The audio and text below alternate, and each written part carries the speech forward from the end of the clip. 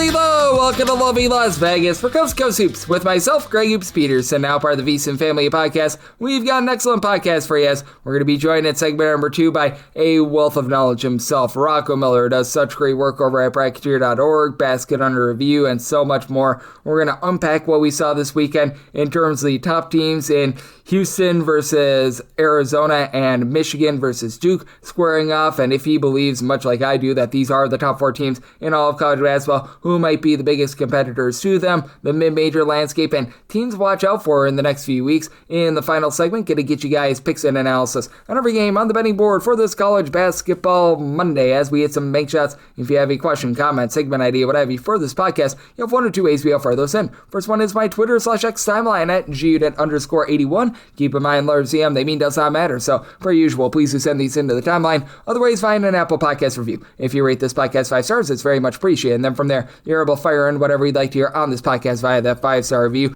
Did not get in any Twitter /X questions and had a small card of college basketball on Sunday, but a relatively fun one. Let's take a look back at it, try to find some trends, and try to get to know these teams a little bit better. A game through yesterday is Greg buzzing about. Here is the rowdy recap. Wisconsin able to get the job done as Iowa has been one of your best against the spread teams this year. They fall to now 16-11 against the spread for Wisconsin, 84-71. They're able to get this one done, and I will say this for Iowa. We'll get into this in a second or two, but they've also been a really good over team as well. As for Iowa, this is another over that they're able to cash up to now 16 overs to 11 unders thus far this season. They go just 7-26 from 3-point range. They had a lead at the half for Wisconsin, 10-24 from 3. They were just a more efficient team on this day. They win the turnover battle 9-8. They play even up on glass 29-29, and they had Nick Boyd on their side. About 27 points, 9 rebounds, 10 assists, and just 1 turnover. Austin Rapp off the bench supplies 14 points, and Bennett Surtz at his best, 23 points. Nobody else with more than 11. So Wisconsin is able to persevere there, and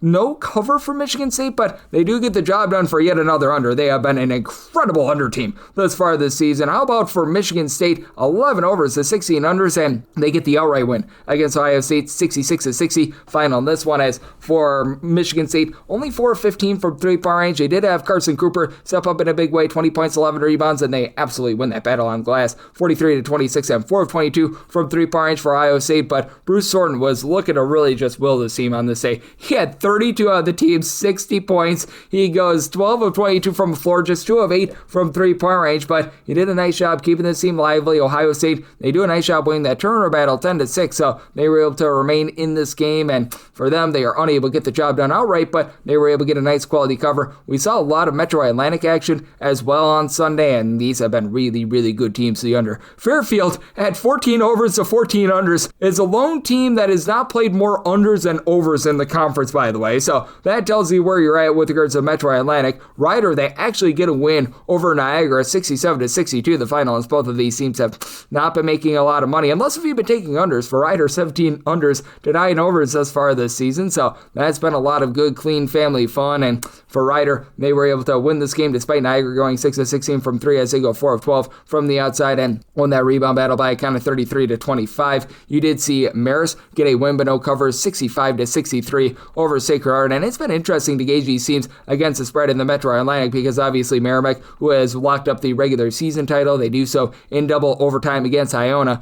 They have been your top team, 18-10-1 against the spread. Looked like they were going to get a cover, but they do not do so. And Iona, with that cover, they're now 17-12 against the spread. Ryder, I mentioned before, 7-16-3 against the spread, while Niagara's been 11-16 against the spread. But you've got a Marist team that's been more like 13-12-1 against the spread. Mount St. Mary's is 16-11-1 against the spread. We'll throw that in there as well, but for Marist, just doing a good job locking down on defense as they go 13 of 37 for 3-point ranges. They still cash the under very easily. Sacred Heart actually wins the rebound battle 48-36, but they shot just 37% from the floor on this day. And for Marist, they won that turnover battle 11-4, so they're looking rock solid. And if you want to get specific with Merrimack and how they were able to win that game against Iona, they go 11 of 33 from 3, while Iona was going 14 of 34 from distance, but they won the turnover battle 12-4. So despite getting just completely bludgeoned on the glass, 45-32. They found a way there. Fairfield, their lone team that has played at least 50% of their games to the over, 85-79. They do take it to Quinnipiac on this day. Quinnipiac team has been a little bit up-down all around, 13-14-1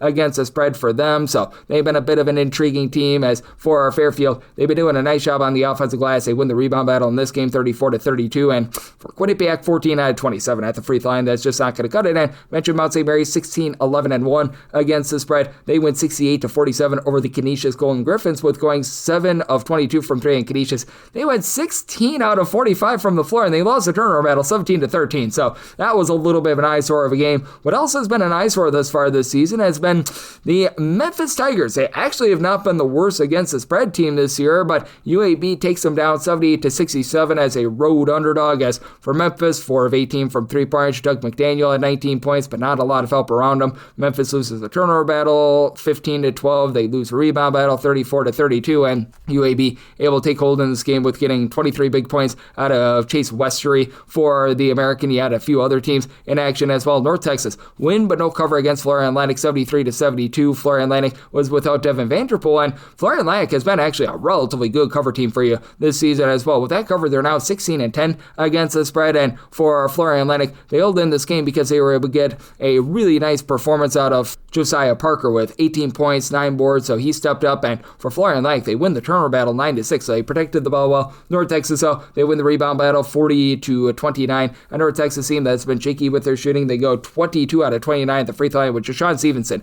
8 of 8 at the free throw line, 29 points, so win but no cover for North Texas. Tulsa all over UTSA. Meep the Roadrunners lose 100-74, and for the Roadrunners are now 8-17 against the spread. That is not great, to say the least. And for Tulsa, they had been a little bit shakier in conference play, but you were able to have yourself a massive performance here. How about a double-double of 26 points, 10 rebounds out of Ade Pupala? Hopefully I got that correct. He's a guy that hasn't necessarily seen a lot of run thus far this season, but he's starting to come up for the Tulsa team. David Green was able to spy 27 points. UTSA actually goes 11-26 from 3-point, so they help you out to the over there, but they lost the turnover battle 11-7. They lose the rebound battle 40-25, and for Tulsa, David Green, he stepped up once again in this game, 27 points. He goes 3 of 4 from 3-point, and then you had Tulane be able to take it to Rice, 81-75. We give our O to Lane Kiffin go Owls, as the Rice Owls, they are unable to get the cover, but they're still 14-11 against the spread this far this season. And for Tulane, they go 12 of 29 from 3-point. Asher Woods was able to step up with 24 points, so that was a very interesting one, to say the least. Not a lot of games outside the Metro Atlantic and the American on this day, but you did have some Patriot League fare as well, and in the Patriot League, you've been seeing some very interesting results with the bracket bus and Bucknell Bison losing to Holy Cross, as Holy Cross, they take hold in the second half, 72-63 final in this one. And for Bucknell, it has not been a great year against the spread for them.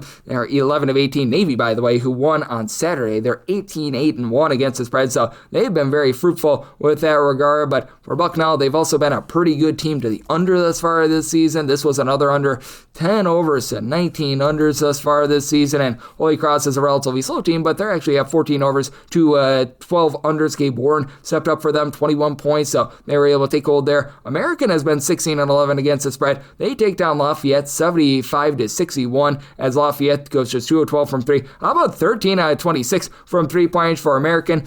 All 3 games of the Patriot League, by the way, went under on this day. For the Patriot League, you've had a lot of under teams this far this season. Navy has certainly been one of them. Lafayette has actually been your main over team, 16 overs to 12 unders thus far this season, but that one stays under. And then Boston U has been a flamethrower with regards to being able to hit threes, but they go a little bit cold against Lehigh, 70-67 the final, as Boston U, they've been a good team to the over as well, 16 overs to 11 unders, and for Lehigh, they win this game going 8 of 18 from 3. For Boston U, 7-21 from the outside, and for Lehigh, a team that has lost a battle on the glass all season long, they win this battle 28-25, as Nasir Whitlock stepped up in a big way, 30 out of the team's 70 points, so he did a nice job for them. You also had some Horizon League fare as well. As for UW Green Bay, they do not cover this game against Detroit. They've been a really good cover team thus far this season, 74-70 final in this one, as Detroit now 16-8-1 against the spread, and Orlando Lovejoy just really willed this team to victory, 33 points, goes 11 of 19 from the floor. For Detroit, they win the rebound battle 34-28. They do win the turnover battle as well, 13-12, as for UW Green Bay, every one of your starters aside from Caden Wilkins scores in double figures, but only 4 points points off the bench, so they need a little bit more there, but still for Green Bay, 17-11 against the spread, and Robert Morris is now 16-10-1 against the spread. They go on the road and they completely punk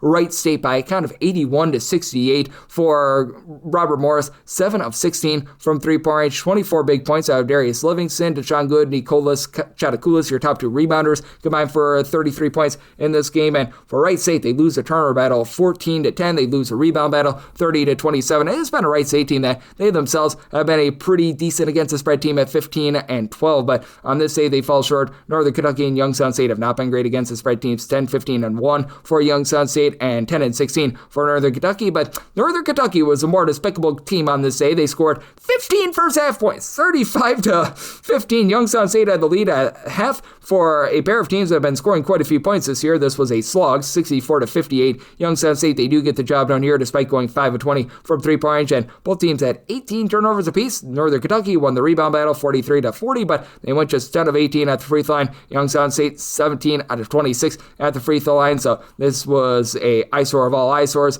And then you had Purdue, Fort Wayne. They get to Cleveland State on the road, 92-86 the final. Cleveland State has been a pretty ghastly defensive team thus far this season, now 11-15 against the spread. Not saying that's been amazing for this Fort Wayne team either, but they've been able to do a little bit better with that regard. And you've got a Horizon League that has had quite a few over teams in there. Cleveland State now up to 19 overs to 7 unders. Northern Kentucky with their non-over, 17 overs to 9 unders. Robert Morris, 17 overs to 10 unders. Oakland is at 17 overs to 11 unders. Fort Wayne, 15 overs to 11 unders. Ironically enough, IU Indy has been your top under team with 11 overs to 16 unders thus far this season, but for Fort Wayne, 15 out of 33 from three-point range. Corey Adnott led the way with 28 points, and Cleveland State, they themselves won 16 out of 39 from three, but they also lost the rebound battle 32-31 against a Fort Wayne team that entered in the week dead stinking last in the country in terms of rebound percentage. That is not necessarily what you want to be seeing out there. And then we had our slobber knocker out there in the old CAA, Drexel. They take it to Towson, this by kind of 68-62. These are not teams that are really lighting it up on offense, and for Towson, 9 overs to 17 under, so they have really been cashing in some under tickets as far this season. They have not been so great against the spread at 11-14-1, and for Towson, they go just 4 of 13 from three-point range, and for Drexel, the man that was able to go into takeover mode, Shane Blakeney, 24 points, 6 rebounds for Drexel. They do lose the turnover battle 10-5, but they were able to do a nice job getting to the free throw line. They didn't necessarily make their free throws at 20 of 33 at the free throw line, but they got to the free throw line, and they got the job done out there. If you're looking at what we're all getting trend-wise in college basketball, overall for the season, it's been unders and underdogs. The under rate is 50.6%, 2,423 unders, 2,370 overs, with underdogs hitting at 51%, 2,466 and 2,326 against the spread. Meanwhile, if you're looking at the last 7 days in college basketball, been a little bit more overwhelming. 174 overs to 161 unders. Meanwhile, the underdogs hitting at 53.7%, 180 and 155 against the spread. So that's what we're seeing in college basketball right now, and that's what we're all seeing trend-wise. Coming up next, how about if we talk with a wealth of knowledge himself, Rocco Miller of Bracketeer.org, right here on Coast to Coast with myself, Jay Peterson, now a part of the Houston Family Podcast. Side edge this college basketball season? Well, VSiN experts use CBB Analytics, the most comprehensive college basketball analytics platform in the world. See injury impact, on and off data, clutch time performance metrics, first versus second half splits, and so much more. Utilize the promo code of VSiN, that is VSIN, to get $30 off and find your betting edge over at cbbanalytics.com. That is cbbanalytics, all one word.com. For anyone that is new to VSiN, well, I wish you a friendly hello. This is an attention to anyone that is new to VSiN because you're able to get some free stuff with our daily newsletter. It's a great way to catch up on everything that's happening in the sports betting world. It's delivered straight to your inbox every single morning. VSiN's newsletter offers picks, data, strategies for the day's betting menu, and so much more. Sign up for free today over at VSiN.com/newsletter. That's VSIN.com/newsletter, and start receiving your free newsletter tomorrow morning. That is VSIN.com/newsletter. Stay ahead of the game and bet smarter with VSiN.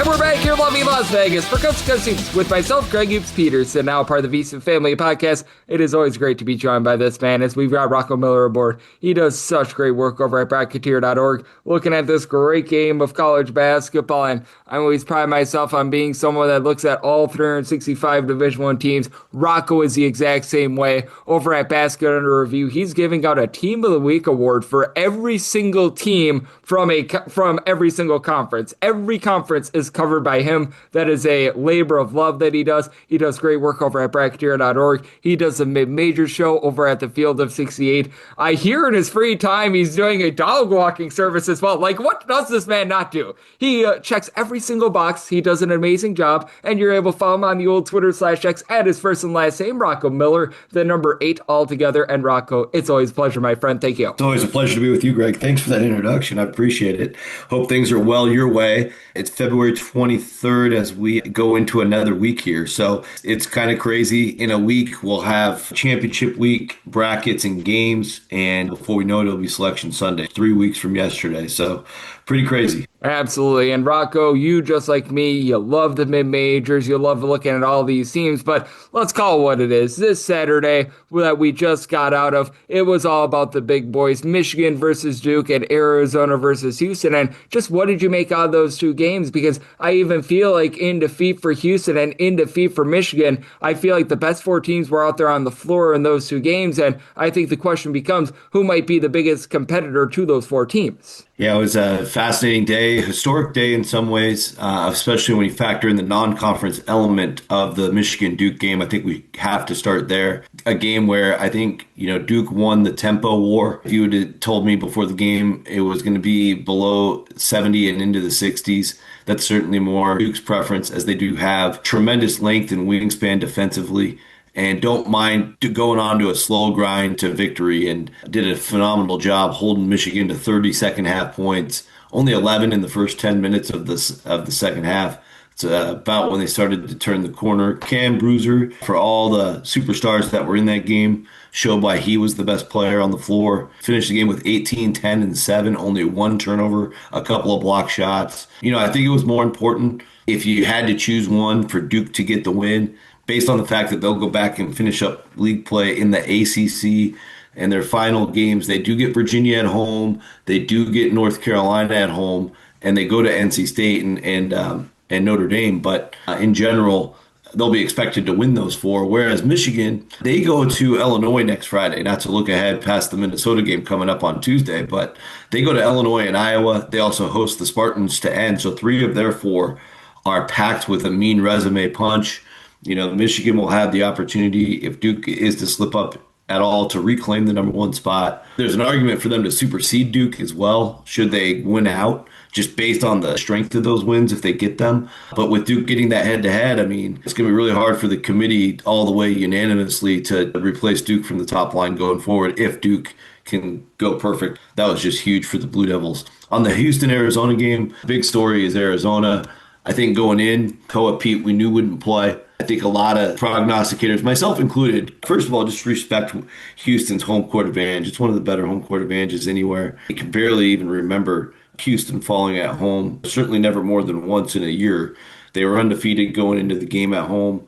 And without Pete, Arizona proved that how deep they are. Honestly, there was times in January where Arizona had stretches of games where Pete wasn't himself, from what we saw in November and December, maybe hitting a little bit of that freshman wall. So perhaps as long as this is just a 1 to 2 week injury for him, it could be good for all involved. But Anthony Del Orso, I thought, really stepped up off the bench. Tommy Lloyd effectively played 6 guys. Gee and Nelson played just a tad here and there, but it was mainly 6 guys getting the job done. And I think people just needed to be reminded how good that unit can be, just interchanging those 6 with, Jaden Bradley's prowess as such a leader, Braden Burry, such a talent. Ivan Karshnikov is totally underrated. He had 16 in the game. Arizona made the game about them. They didn't let the Houston intimidation get to them, had the lead early. And most of the game, there was a couple moments there where Houston had a lead. It was Arizona making the key plays down the stretch. Good learning lesson again for Houston. Whatever argument they had for a 1 seed is gone for the time being. Despite Iowa State losing later that night, UConn's back in that spot with their win at Villanova. So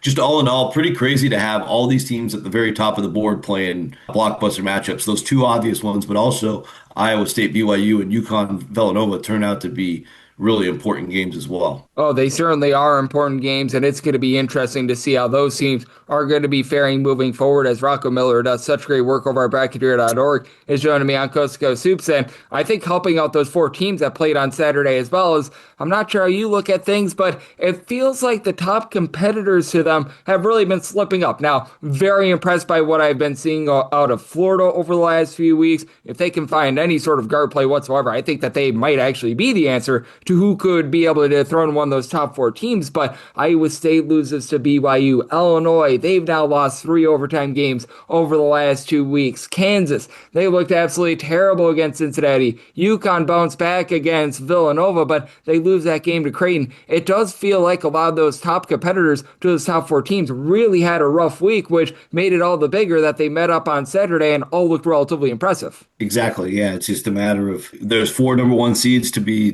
delivered, no matter how good or bad the season goes. And it was really interesting that the committee had Iowa State as the 4th 1 seed during the bracket preview show Saturday morning. Out here in the West, it was in the morning, afternoon for the eastern part of the country. But that was short-lived. Iowa State falls at BYU. AJ DeBanza, just so phenomenal, man. Like, obviously a much bigger role now with Richie Saunders not taking the shot volume away. They can run a lot more through AJ, and that doesn't necessarily make them a worse team. In fact, it might make them even scarier in some ways. I mean, I think BYU played better defense with that lineup combination. Saunders, not known for his defensive excellence. I thought the same with Arizona. I thought Arizona's injury created a better defensive unit, and same with Texas Tech's injury. Now, Texas Tech played Kansas State, so we don't know what that's going to look like when they play a big game. I know they've got one coming up, but for now, like, the good news for all 3 of those was that their defense got better and they played a little bit more maturely on the part of Florida. They didn't even play that good against Ole Miss, and they comfortably win by double digits. They don't need the most phenomenal guard play. And I think, on my theme of defense, if you look at the last 4 or 5 weeks, it's not a great sample size compared to the whole season, but Florida's got the best defense in the country with those massive guys on the front court and the way they play physical and get so many rebounds, both offensively and defensively. Them having the number 1 defense allows them to go cold a little bit during stretches of games and be just fine. And that's what you saw in the Ole Miss win. You saw it in the Kentucky win the week before. And Florida's very, very dangerous. I think they benefited directly from Illinois' loss at UCLA, Greg. Illinois falls in a classic loss. UCLA just totally playing their butts off to get back in that game, get it to overtime. And then, of course, Donovan Dent did his best Tyus Edney impression, coast to coast. Illinois loses another overtime game. It's their 3rd overtime loss in like 3 weeks. As good as I think they are and as big of a national title threat I think they are. They really got to figure out these late game scenarios. Otherwise, it could be the most important part of their season is not being able to pull out these pressure-packed games, although they do have a very high ceiling with the way they can dominate. But that does open the door for Florida to become a 2 seed. So you'll see them as a 2 seed on Monday on Bracketeer.org. And they're just trending up and up and up. And if there can be a few more upsets, to Houston or Iowa State or even UConn, Florida might actually still have a path to a 1 seed, if you can believe that.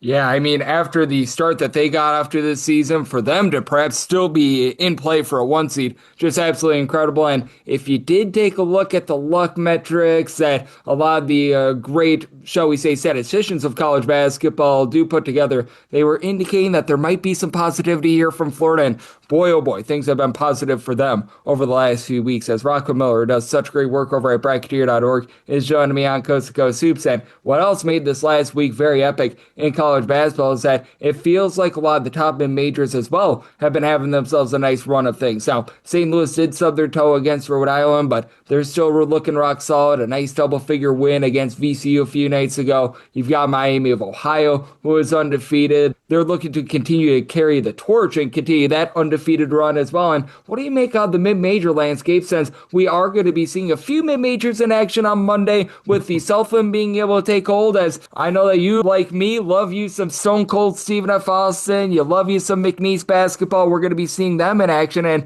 I do think that it's going to be very interesting to see how these play out, as this is going to be the last week for a lot of these mid-major teams in terms of their regular season this week before the conference tournaments. Yeah, great place to start with Stephen F. Austin hosting New Orleans on Monday night. It's a great matchup, I think, in terms of SFA just continuing to improve and get better. They got tested by Nicholls on Saturday in a tight 81-78 win. New Orleans is a team I still have as a dangerous team. Obviously, we all know opening night they won at TCU. They've been better than average in league play, now 11-8. Just got 2 road wins at Incarnate and Lamar this past week. You know, that this is a team that's got a chip on their shoulder. Their next 2 games, Stephen F. Austin Monday night and hosting McNeese Saturday afternoon. I know they want to at least get out of the week with one of those wins, and they're very motivated.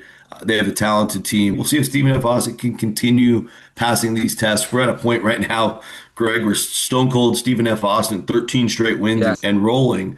And if we do get to the finish line with both SFA and McNeese going perfect the rest of the way, this is going to be a major, major story that SFA is the number 1 seed, but having to play on the road at McNeese should we get that championship game. Because I don't think the rest of the country is too aware of the circumstances there. I'll be able to fill anybody in on how that went down when and if we get there. I would just like to say it's incredible what they've been able to build defensively at SFA. You know, a top 70 defense nationally, a top 25 defending the 3 and overall effective field goal percentage defense. They're very supreme at offensive rebounding, top 60, top 35 ball protection, top 50 shooting the 3 themselves.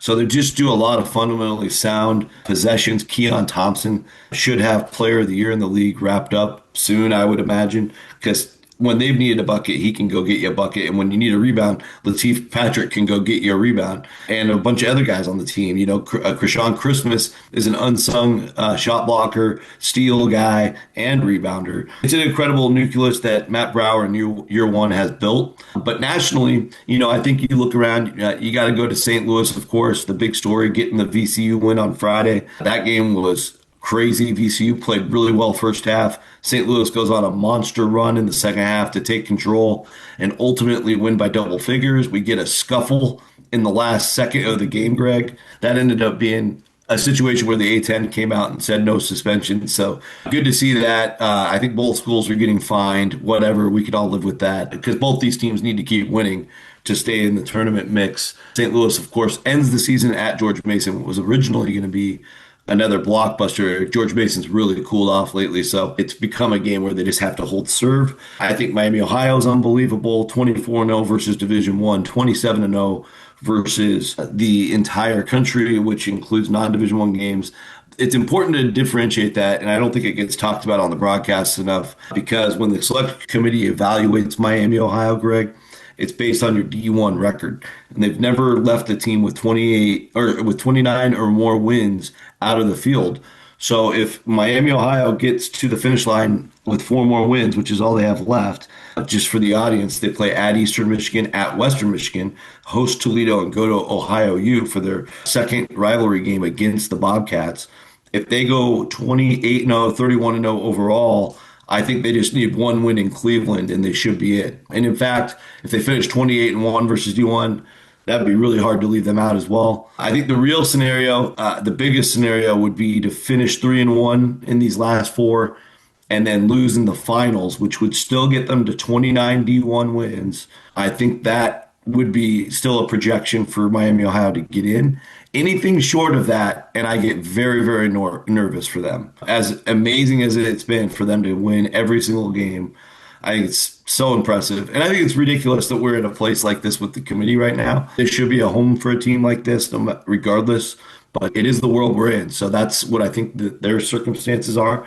And I think beyond that, a couple of just news and notes. I would say Yale's win over Pennsylvania was fascinating. Pennsylvania was much better than I thought. They've improved so much under Fran McCaffrey, and I think they're going to be pretty live if they get into Ivy Madness. Harvard has had 2 instant classics against Yale, so there's 3 bona fide Ivy League contenders. And Cornell, you know, if they end up being the 4 seed, they did take a loss this week. Dartmouth and Cornell battling for the 4 spot, but also Princeton still has life. Everybody still has life. I think those are the most likely Ivy 4. I think Penn is playing so well that they have a chance to maybe surprise a lot of people and get Fran McCaffrey into the tournament in his first year. That'll be interesting. The big one in the Big South went to High Point, a feverish late rally by Winthrop. Got that thing close, but High Point survives by 2.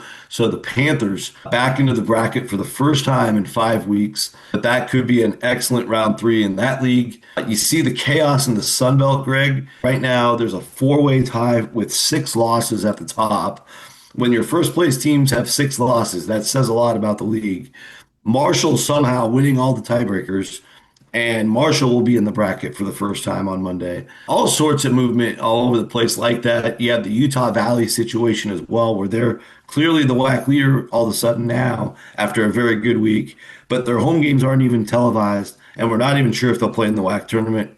Mid-major basketball has no shortage of stories. I didn't even mention Navy or Merrimack, who clinched their leagues over the weekend. Oh my goodness, it is so insane what we've been seeing there. And Navy has clinched for about a week now as well. I think even before that win over Army, they had clinched. So they have been very impressive. And you mentioned the Sun Belt. For those that have seen the bracket for the Sun Belt tournament, it's sort of like a stepladder format. So that means that it's going to be very, very wild, to say the least, what we are going to be getting in terms of that tournament. That's going to be a lot of good, clean family fun, and that's what we're here for on this podcast. And we're also here for great insights from Rocco Miller over at bracketeer.org right here on Coast to Coast Hoops. And just, it can be mid-majors, it can be high majors, it's dealer's choice. Who's just a team that you have your eye on the next week or two? Perhaps they're starting to trend northward and you like what you're seeing, or perhaps it's a little bit of a team in disarray that you want to see if they're going to be able to rebound over these next few games. Well, the other ones that I think deserve to get a lot of credit for how they've played is start with Eastern Washington, the Eagles. They get a great road sweep over first place Portland State, and Sacramento State was either, I think they only had one conference home loss. Eastern Washington. They were shooting like 43% from 3 at home, too. Crazy, right? Eastern Washington's so improved. And even earlier this year when they took a lot of losses, they played a lot of big games, lost in overtime at Colorado, lost in overtime at North Texas, took UCLA and LMU to the wire. So they had shown signs early. They've really come together in league play. They started really slow at 3-6. They're suddenly 9-6. They've ripped off 6 wins in a row. They'll be featured in the Teams of the Week column coming up this week, so look for that. I definitely got my eye on them as well long term. They've played their way into 3rd place, and they have a huge home game on Thursday hosting Northern Colorado, the other really hot team in the league. And now those teams are both in play for possibly as high as the 2 seed. And Eastern Washington will finish with 3 home games. Real possibility here. They will be 12-6 in the Big Sky after a 3-6 start. Just crazy. It's been phenomenal to see them. Central Arkansas was in that same boat for me for a long time. They lose a heartbreaker. First of all, the regulation, Florida Gulf Coast got a full court pass into position for a layup to send it to overtime. Unbelievable that the Bears allowed that. And then Gulf Coast pulls it out in OT. That ended an 11-game winning streak for the Bears, and they're still 13-3 in the league. Huge week for Central Arkansas ahead, and I've had this circled for a long time in the A-Sun. Going to Austin P Wednesday and hosting Queens on Saturday. As we look at the standings heading into the week in the A-Sun, Austin P has a 2-game lead, but if Central Arkansas can win on Wednesday in their place, Austin P will have to close it out at Bellarmine on Saturday. Could get a lot of Saturday final day drama in the league. And then, of course, their conference tournament is just 1 week away, Greg. So those 4 teams, Austin P, you throw Lipscomb in that mix as well. Austin P, Central Arkansas, Queens, and Lipscomb all playing extremely well, head and shoulders above the other 8 in the league. So maybe we'll get a Final Four with those 4 in the conference tournament. I would also say that North Dakota State, just playing so well. As St. Thomas continues to take upset after upset, suddenly the Bison are your Summit League champions, clinched with a road win at South Dakota State last week and a home win over Kansas City. The showdown that was supposed to be Thursday at St. Thomas is really just important for St. Thomas. NDSU has locked up the 1 seed. Credit to Coach Richmond and that group. They've been to multiple NCAA tournaments. He's a long-standing great coach, but I don't think they've ever been 13-1 in this league. It's a special season in Fargo. Certainly have my eye on them. And I guess last but not least, I will throw in the Big West. I think Cal State Northridge needs a lot of love right now. They're not getting enough. You go back a couple weeks ago, they beat Hawaii handily by 24 points. Even before that, they won a shootout at Cal Poly. Not easy to do. Cal Poly's been hot lately. And they also destroyed UC San Diego back at the start of this streak. Fast forward to last week, they get a big one at UC Santa Barbara, another team that's obviously one of the more talented teams of the league. They go into the Thunderdome, get the road win in overtime, and then they hold on to win at Long Beach on Saturday. You turn around, this team that was once 4-5 in the Big West is now tied for first.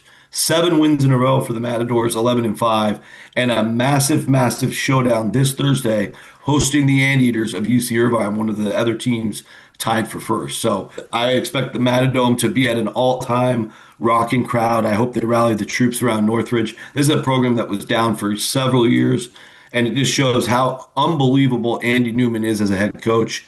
He's got an amazing future ahead of him. Can't wait for that game on Thursday. Oh, I love Andy Newman as a coach, and an interested spectator as well is going to be Larry Hughes, who is the father of the top scorer, Larry Hughes. I don't know if they call him Junior, the second, or just Larry Hughes, but he's been leading the way for the team. So you've got some NBA bloodlines out there. It's going to be big what we see out there in the Summit League as well. You mentioned St. Thomas. I'm a D3 alum, so I want to see them get into the NCAA tournament. They've got a big week ahead of them as well. And I know that you, just like me, Rocco, are getting set for what is going to be such a great stretch run here in late February into March in college basketball. You've got your finger on the pulse of it all. Let the good people at home know what's all on tap for you, and how people can follow along on social media and other platforms. Appreciate that, Greg. Website mothership is bracketeer.org. We appreciate everybody coming on and supporting the site. Numbers have been awesome this year, and if you feel inside that you're getting quality from Bracketeer, please hit the support button and continue supporting us. We've had 4 different writers this year all over the country. Shout out to Robert Listella and Christian Procia this weekend at Duke, Michigan. They were phenomenal all day. They covered game day. They did the game press conference. I think they were in that arena for 14 hours. So shout out to those guys contributing to bracketeer.org this season. A new bracket will be posted Monday and Friday this week. And then I think beginning the week after, we'll have a bracket nearly every day. So we're in the prime time of the entire year for the website. Come back for articles, features, brackets, and lots of notes around how the brackets getting formulated. Over on Field of 68, the show, Fielding the 68, Mondays and Fridays, 5 Eastern, 2 Pacific. I'll be on both episodes this coming week. And then Thursday is our mid-major show with Sean Paul and Vince Wolfram. That's also at 5 p.m. Eastern, so very easy to remember. Monday, Thursday, Friday, I'll be a part of all that. And then Basket Under Review, like we've talked about. Teams of the Week article is the main focus. Probably some special interviews coming soon with either selection committee members or conference commissioners to talk about that end of the business and what this means. So we're hoping to get a couple more on the books before Selection Sunday. Basket Under Review, by the way, needs more publicity, I think, because the quality of work and the quality of people involved are at the very top of the sport in terms of their love and their dedication and their knowledge. So we appreciate the support there as well. Oh, absolutely. I know that Basket Under Review has a lot of the friends from Heat Check CBB from back in the day. They've been doing great work all season long. Rocco does an absolutely incredible job, and every single time he joins me, lends such great insights. So a big thanks to Rocco for joining me on Cups of Soups, now part of the VSiN Family Podcast. And coming next, it is that time of the podcast. I give you picks and analysis on every game on the betting board for this college basketball Monday as we hit some bank shots.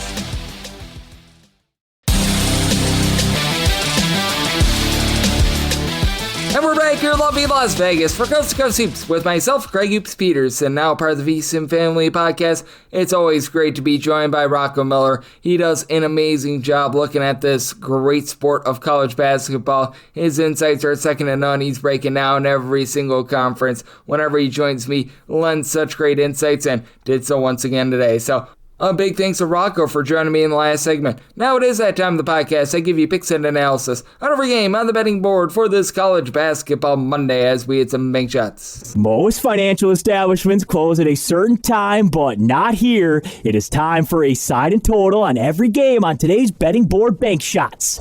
Do note that as per usual, any changes are made to these plays will be listed up on my Twitter/X feed at @G_D1. Really, other than the big two games, everything is on the extra games board. So we're going to go Louisville, North Carolina, Houston versus Kansas, and everything else is on the extra games board in time order. Relatively small card, but let's make it a fun one. This starts with 891, 892. Louisville's on the road against North Carolina. North Carolina is a home underdog of 3 to 3.5 points. 162.5 to 163.5 is the total. I set my line at 1.5, so I'm going to be willing to take the points with North Carolina. It's big that Henry Vassar is back for this team, as you're still without Caleb Wilson, and I recognize that he's the team's top scorer, but getting back Vassar is big because this is still a team that ranks in the top 10 nationally with regards to their 2-point shooting percentage defense. They're a top 20 team in terms of points allowed on a per possession basis as well, and by top 10 in terms of 2-point shooting percentage specifically at home. And this has been a team that's been much better with their 3-point shooting percentage defense at home rather than away from home. At home,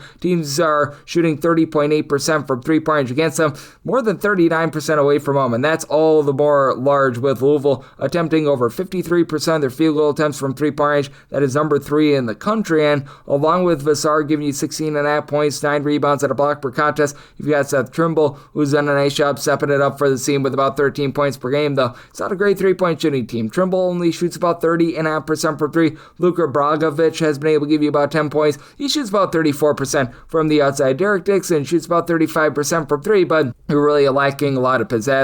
Now you're probably going to be seeing a little bit more Jaren Stevenson with the absence of Caleb Wilson. I would like to see a little bit more Jonathan Boom Boom Powell as well. And then on the flip side, it is a Louisville team that has been a sneaky good defense. They're about 37th in the country in terms of points allowed on a per possession basis. If this is a pressure spot, they've got the leg up with their free throw shooting. They shoot 77.9% of the free throw line. North Carolina at 68.5%. North Carolina just inside the top 3 with regards to that free throw shooting percentage. Louisville has been a top 30 team, and this is a Louisville team that has been able to do a pretty strong job on the inside as well. In terms of opponents' 2-point shooting percentage, this is a Louisville team that they check in 28th in the country. They do take a little bit of a drop off when they're away from home, though, and this is a Louisville team that sometimes they go cold from 3-point range, as you've got Mikael Brown, who's done a nice job supplying 18.5 points, 5 assists, and since coming off of injury, he's been shooting 40+% from 3-point range. Started out the year a little bit cold with that regard. Ryan Conwell, 18.5 points, 3 assists. He shoots 35% from 3. Javon Hadley, Isaac McNeely both shoot 40+% from 3. And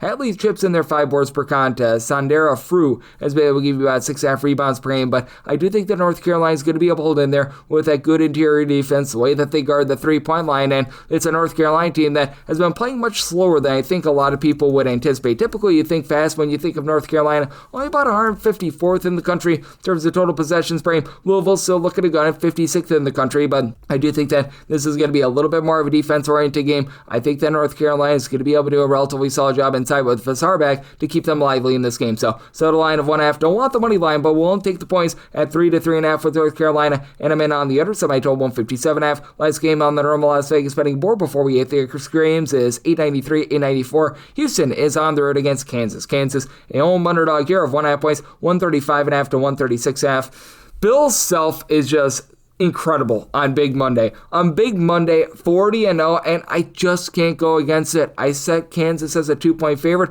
I'm going to take a shot on them on the money line, and it's not as if this is a Houston team that's some sort of a flamethrower in terms of their shooting. They shoot 34% from 3-point range. That's right around about country average. On offense, they're about 134th in terms of their 2-point shooting percentage, I will say. In a pressure spot, Houston does shoot 77.1% of the free throw line. That is a top 35 mark in the country. Meanwhile, it's a Kansas team that they shoot 76.6% of the free throw line. So both teams are on equal footing there. Kansas obviously coming off of a bad loss against Cincinnati, but doesn't this remind you a little bit of that spot against Arizona as well? Now, I do think that Mr. Darren Peterson is going to play on this podcast. You always get Peterson. You don't know what you get for Kansas. And even with the lackluster effort that we saw on Saturday, he's still been able to supply this team with just under 20 points per game. He's still their top 3-point shooter at 41%. And it's still a Kansas team that has been great defensively. They're a top 35 team in terms of points allowed on a per possession basis. They don't put you under duress, though. They're outside the top 30 in terms of turnovers generated on a per possession basis, but a top 25 team in terms of opponents' 2-point and 3-point shooting percentage.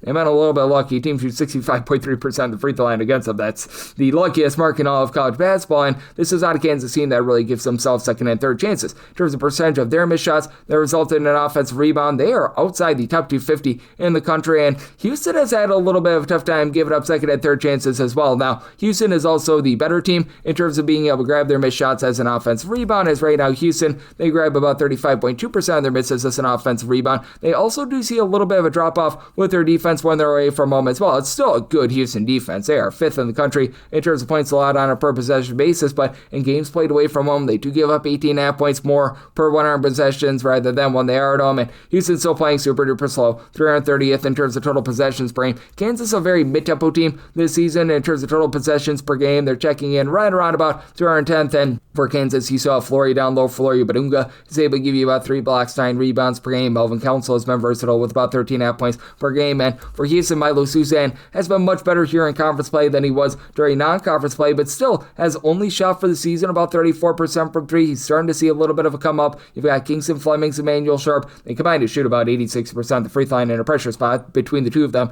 you're getting 33 points per contest, with Flemings throwing in there about 5 assists per game, shoots 38% from 3. Sharp shoots 38% from 3, but other than Chris Senek along Joseph Tugler, these two guys have combined for about 13 rebounds per game. Tugler a block and a half per contest. You really don't have anyone else on the roster that gives you over 4 rebounds per game, and this is a Houston team that can be at a little bit more from the outside, whether Peterson plays a full allotment of minutes, doesn't play at all, or is limited to like 20 to 25 minutes. We saw it against Arizona. I think that Kansas at home gets the job done. Set Kansas is a 2-point favorite, taking them on the money line, and I like the under sum. I told 134, and now we hit the extra games. The normal betting board picks are complete, but there are some extra games today, so we go into the bonus. 306-593, 306-594. Texas A&M Corpus Christi on the road against Southeast Louisiana. Southeast Louisiana home underdogs of 2 to 2.5 points. On scheme 131.5 to 132.5. I like the under. I did set my total here at a 130.5, and I do think that you're going to get a lot of turnovers in this game. It's a Corpus Christi team that, in terms of turnovers generated on a per possession basis, is 43rd in all of college basketball. Southeast Louisiana is 62nd.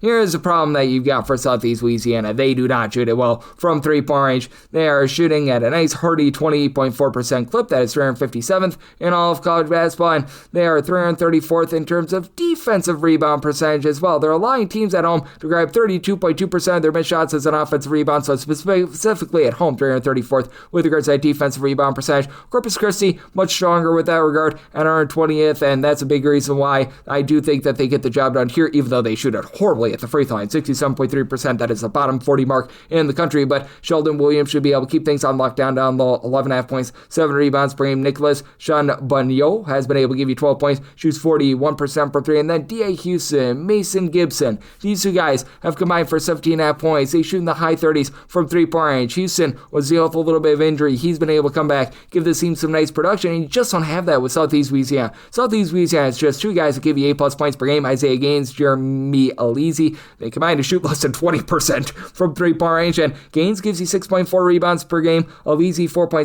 Nobody else gives you over 3.5 rebounds per game. That's a big, giant issue for this team. They're a team that is also about 300th in the country with their own 2-point shooting percentage. They give it up themselves from 3-point range, with teams shooting about 35.5% from 3-point range. That's outside the top 260 in all of college basketball. I'm not going to sit here and say that Texas A&M Corpus Christi is some sort of flamethrower from 3-point range. They do have a little bit of issues with regards to their own ball security as well, but it is a Corpus Christi team that's a pretty functional team in terms of being able to stroke it from the outside. They shoot about 33% from 3-point range, and for Southeast Louisiana, they're almost as bad as Corpus Christi at the free throw line themselves at about 68.2%. So I do think that this is going to be a slug of a game. Neither team takes great care of the ball. You're going to get a lot of turnovers, and you've got two very slow tempo teams, especially the Southeast Louisiana team, as Corpus Christi right around about 238th in terms of total possessions per game. Southeast Louisiana 334. So like the undersum, my total at a 130.5, and one lay up to 5 year with Corpus Christi made them a 5.5 point favorite. 36-595, 36-596.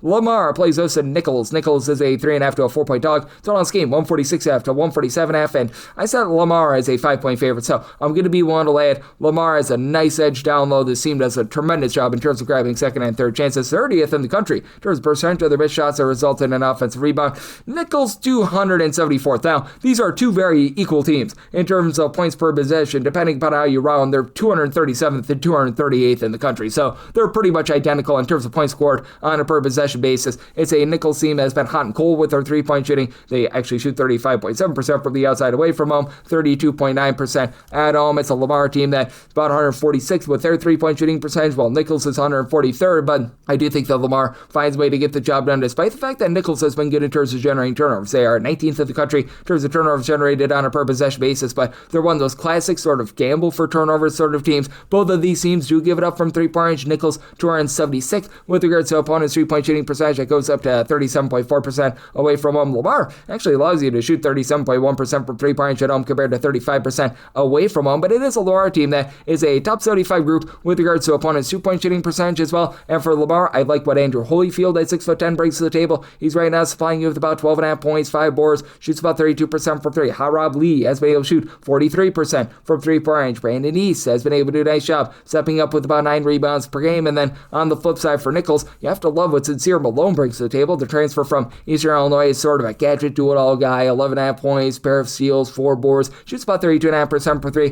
Jalik Dunkley, Julian Surreals, these guys combined to shoot about 36% from the outside and combined 26.5 points per game. And Z Armota has really been able to get it going here in conference plays, averaging 10.5 points per contest and over 40% three-point shooting and self-flown play. But for the Nicholls team, if you find yourself in a pressure spot, they shoot 66.7% at the free throw line. Not great. They're also outside the top 200 with regards to their own two-point shooting percentage, outside the top 300 with regards to opponents' two-point shooting percentage. I think Lamar wins this game from within, so I'm going to lay with Lamar, set them as a 5-point favorite of Lamar. Super slow team in terms of total possessions per game at 308th, semi-total 139, so I like the under. 306-597, 306-598. Incarnate Word is on the road against Northwestern State. The Demons of Northwestern State, a favorite of 2.5 points on this game, 140.5. Recognize that both of these teams are very slow with regards to their tempo. For Incarnate Word, they're about 321st in the country in terms of total possessions per game. Northwestern State just hair above that at 319th, but I am in on the over. I said by total 143 as you've got a pair of defenses that have not been great in terms of guarding, and Incarnate Word is a really good three-point shooting team at 36.5%.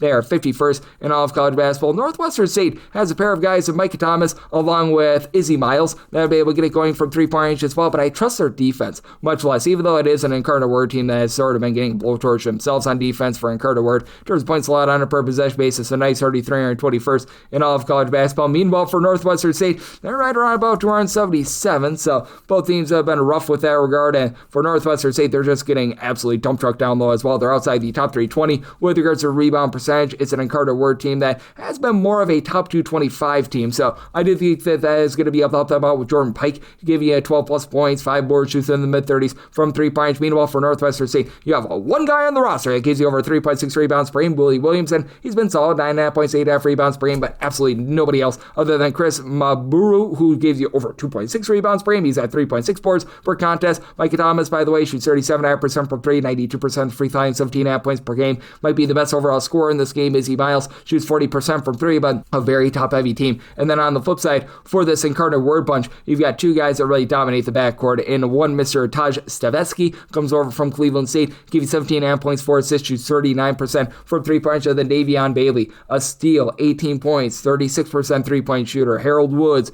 do-it-all guy that comes over from Northeastern, 8.5 points, 6.5 rebounds per game. For Incarnate Word, they're a top 120 team in terms of percentage of their missed shots that result in an offensive rebound. And for this Incarnate Word team, while they're giving it up a little bit on the inside, they're outside the top 275 with their own two-point shooting percentage and opponent's two-point shooting percentage. They do push you off the three-point line as well, and this is a Northwestern State team that has not done the most supreme job down low. They're outside the top 275 with their own two-point shooting percentage, outside the top 260 with regards to opponent's two-point shooting percentage. I think that you get a slow game but an efficient game, then Incarnate Word is going to be able to get the job done in with Northwestern outside the top 290 in terms of offensive rebound percentage. So me and Incarnate Word, the 1-point favorite. I'm taking them on the money line, and I'm going to be on the over. Semi total 143, 306-599, 306-600. McNeese plays those two, UT Rio Grande Valley. The Vaqueros of UT Rio Grande Valley, 10.5 to 11.5 point underdogs. So its game was 143.5, and I like this total under. I set my total at a 140.5, mainly because I just don't think that you get a lot of possessions in this game for UT Rio Grande Valley.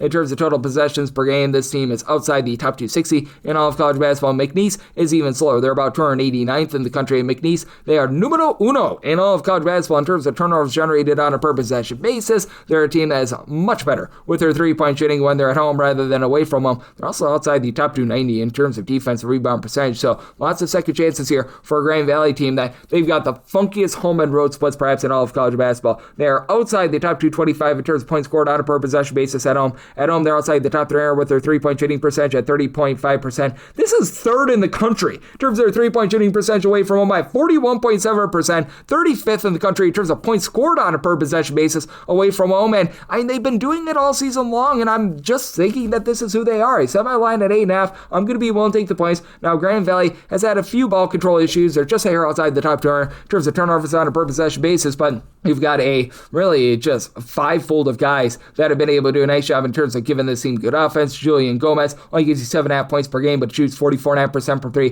Jalen Washington, 10 points, 32.5% three-point shooter. And then each of your top three scorers give you between 4.2 and 5 rebounds per game. Marvin McGee, 10.5 points on 44% three-point shooting. Corey Cotton, 13.5 points, shoots 41% from three. Philip Brankovic throws in their 13 points, pair of assists per contest. So I love what these guys bring to the table. They also do a nice job in terms of guarding the arc as well. They're a top 50 team in terms of opponents' three-point shooting percentage. That has traveled relatively well. You had a McNeese team, meanwhile, that they have been giving up about 10 points fewer per 100 possessions at home rather than away from home overall at about 33rd in terms of points allowed on a per possession basis. Again, they've got a funky home and road split as well, to the positive at home. 37.5% is what they shoot at home from three-point range, 28.8% away from home, and you know that you're going to get good versatility out of Kuwari Duel. He's not necessarily a supreme scorer. He's only been able to give you about 8 points per game, but he throws in their 4 assists, 3 rebounds, so love that. Larry Johnson, no, not the former Chiefs running back, has been able to supply about 17 points per game. Tyson Archie, Javon Garcia have been really the guys that launch from the outside. They combine for about 37% three-point shooting, 25.5 points between the two of them, and then DJ Turn It Up Richards, that sharpshooter off the bench, 30% three-point shooting, 8.5 points per game. And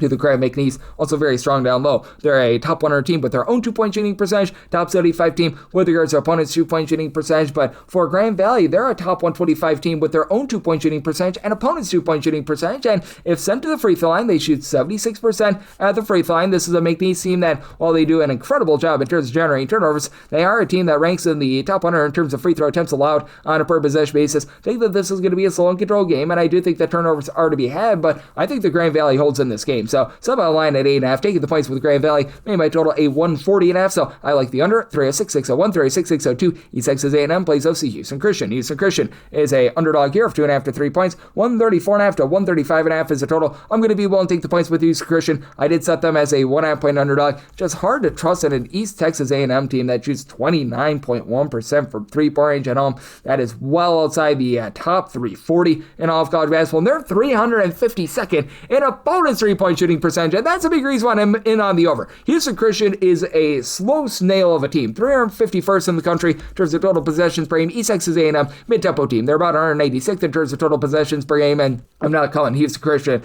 the monsters of the midway with their three-point shooting. It's 33%. It's 234th in all of college basketball, but I do think that they're going to be able to get to an East Texas A&M team that, well, it has not necessarily been great for them on defense. They're well outside the top 225 in terms of points allowed on a per possession basis. Top 175 team in terms of generating turnovers, so that's not too bad, but let's say that you're in a pressure spot. They shoot 68.2%. The free throw line outside the top 3 are naturally there. They do have perhaps the top scorer in this game. Ronnie Harrison comes over from Tarleton State, 15 points, 6 boards, shoots 32% from 3. Noah Pagano has been able to step it up, 10 points, 5.5 boards, shoots 38% from 3. And Vinny Sangana has been able to shoot about 40% from 3. It's dealt with a little bit of injury, but should be good to go here. It's a East Texas A&M team that as well, they're getting blowtorch on the glass. They're outside the top 310 in terms of percentage of their missed shots that result in an offensive rebound, and this is a Houston Christian team that they themselves are not a great rebounding team. I do not believe that they've got a single guy in the roster that gives you a 5+ rebounds per game, but they should be able to get some second chances against an East Texas A&M team that's 288th in the country in terms of defensive rebound percentage. Houston Christian is 238th. Again, not amazing, but it's a little bit better, and for Houston Christian, they've dealt with injuries in the backcourt all season long. They were thinking that Elijah Brooks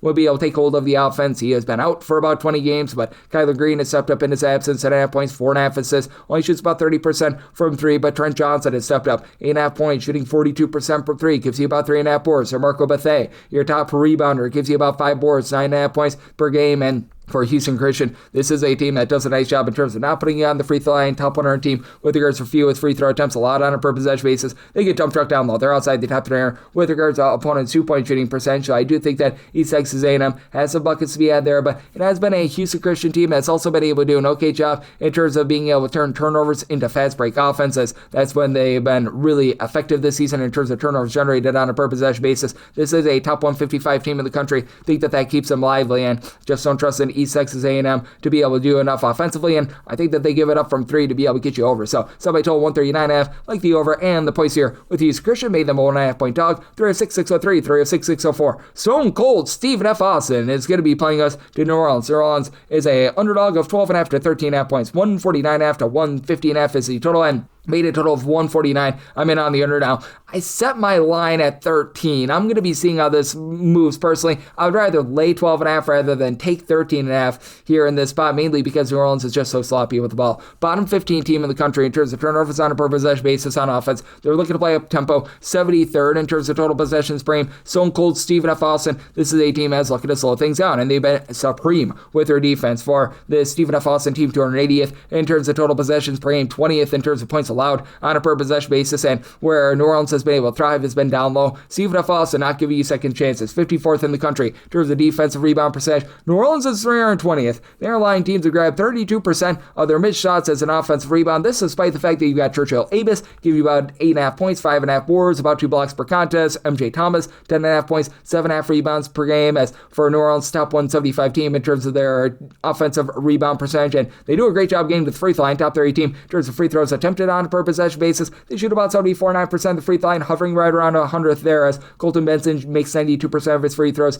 16 points, 38.5% three-point shooter. Jacavian Buckley does a bit of everything, 14 points, 5 boards, 5.5 assists, 2 steals, shoots about 32% from 3, but it's a little bit of a top-heavy team as well. And then for Stephen F. Austin, you've got probably the most versatile player out there on the floor, as I absolutely love what Keon Thompson brings to the table. 5 boards, 4 assists, 18.5 points per game. Now, he only shoots 32% from 3, but Stephen F. Austin as a whole, they do shoot 36.8% from 3-point. Now, they're an awful free throw shooting team at 67%. That is a bottom 30 mark in all of college basketball. Even for as pitiful and as bad as their free throw shooting team is, their team in general has been able to do a nice job in terms of being able to put points up on the board. They are 89th in the country in terms of points scored on a per possession basis, as you've got a 40% three-point shooter in Narat Kuda and Jovanic, who's been able to give you about 10 points per game. Latif Patrick has been a guy that's been able to give you a steal and a half, 15 points, shoots in the mid-30s from 3. Cam Burton, sharpshooter, 45% from 3-point range. And additionally, this is a Stephen F. Austin team that has a top 75 team in terms of fewest free throw attempts allowed on a per game basis. So they keep you off the free throw line. They're a top 75 team with regards to opponents' 2-point shooting percentage, top 35 team in terms of opponents' 3-point shooting percentage. Just a really well-rounded team. So that's a big reason why I'd rather lay 12.5 rather than take 13.5 in this spot. And I like the under. I set my total at a 149, and wrap things up with 306-605, 306-606, Mississippi Valley State on the road against Grambling. Grambling is a 16.5 to a 17-point favorite. Total game 135.5 to 136.5. I'm in on the over. I did set my total 137.5 now.